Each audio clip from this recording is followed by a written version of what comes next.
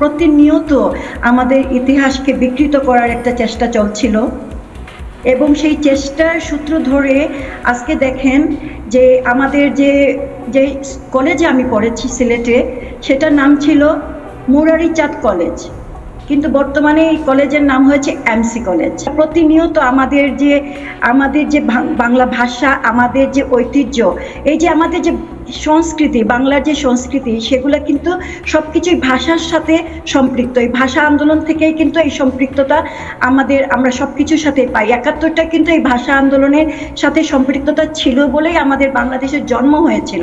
তারপর এখন যখন বদলে যাচ্ছে ভাষাগুলো, তখন খারাপ লাগে পুষ্পিতা?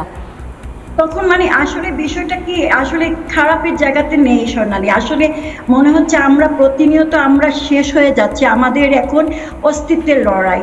আমার অস্তিত্ব শুধু সনাতনী হিসাবে নয়, আমার অস্তিত্বের লড়াই একজন বাঙালি হিসাবে। আমি বাংলাদেশের বাঙালি হিসাবে আমি খুবই গর্বিত ছিলাম, কিন্তু এখন আমার বাংলাদেশি বলতে আমার নিজেকে লজ্জাবোধ হয়।